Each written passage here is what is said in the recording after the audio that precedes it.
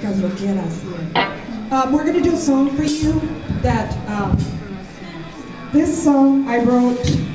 I have three daughters, and I am aware that they have a lot of pressure. There's a lot of pressure put on like young girls to, to lose weight, to look a certain way, to, recently I was watching television with one of my daughters, and this like cute, cool commercial came on, and it was like, I got swagger, yes I do, and there's a woman walking out, and she's like self-confident, she's got tons of swagger, and it was a douche commercial. And I thought, hell, you got a self-cleaning oven. You don't need to clean out down here, you need to clean up here.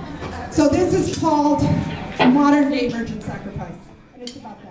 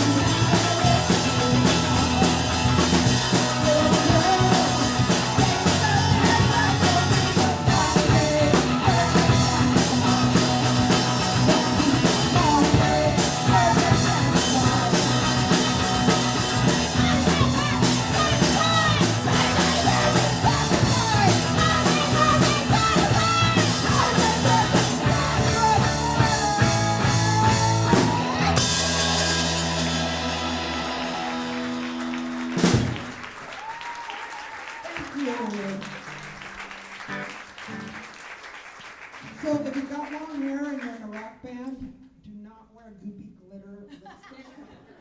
Swing, it's gonna hit. Anyway, so my Nicaraguan sisters taught me a lot, but so did my Nicaraguan mother. I was lucky enough, as I said, to live with a family that was all female.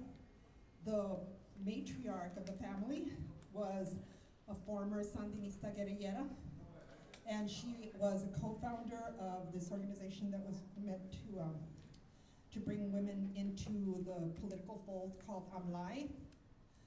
And one day I was over there and she introduced me to Comandante Gladys Paez. So I'm going to read you the story of meeting the Comandante.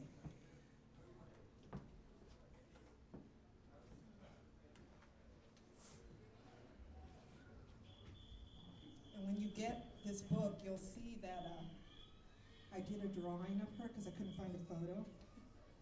And my husband said it looks like one of those police sketches when you describe like the perpetrator. It was from memory. Today started off a lazy day playing cards at a neighbor's house. When I got home, I found that Francie had company. Francie is my Nicaraguan mother.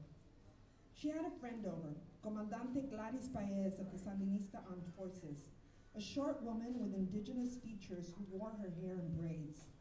She looked more like someone getting ready to bake a batch of cookies than lead an army. She was really warm and friendly and kissed me on the cheek when she met me.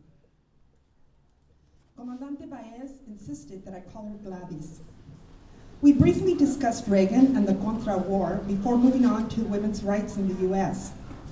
I told her I was involved in music and that my musician friends were generally open-minded about politics and women's rights.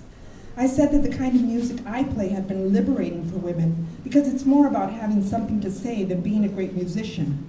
So women, even those who were novice musicians, were not intimidated or shut out due to lack of experience. She was happy to hear that more women were playing music and writing songs and encouraged me to write a song about Nicaragua. She didn't seem much older than me, but she took on a motherly tone as she reminded me, sin la mujer no hay revolución. Without equality for women, there is no revolution. I had never heard anyone say this before, despite the fact that it seemed like such a simple and obvious truth. Later, when Gladys had left, I had to ask Francie again if I had heard correctly. Was Gladys really a comandante? I guess if I tried hard, I could imagine her as a guerrillera, but a comandante? She didn't look or act like a warrior, much less a commander. I couldn't imagine her bossing the men around. She looked like so many women in East LA, ordinary working class moms and tias. My Nicaraguan mother assured me that Gladys was one of the first and most respected Sandinista comandantes.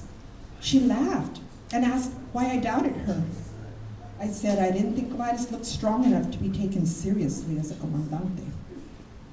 Why don't you think she's strong? Francie asked. Oh, I don't know, I lied. I was too ashamed to say it was because I expected muscles and a snazzy uniform. Inwardly, I had to admit that I expected a man. I had never seen a woman who looked like Gladys have any power. In my world, women who looked like Gladys took care of kids, did housework, warmed up tortillas. I glimpsed myself, just for a second, in all my sexist, racist, and colorist ugliness, and I quickly stepped away from the mirror. And, thank you. That experience was very revealing for me because I thought I was very open-minded. I didn't realize that I'd internalized a lot of the stereotypes that are, we are exposed to them every day. And that's what I'm talking about. We're saying we are being banked into, we're having this information deposited in us and we're not even conscious of it a lot of times. So we still judge people based on appearances, and that's a very unfair thing to do, and it's especially difficult if you happen to be a woman, a brown woman, poor brown woman. So I'm gonna do another song, and I'm going to invite a couple of cholitas up to sing backup on this. Surprise! This is Cristina Shaka.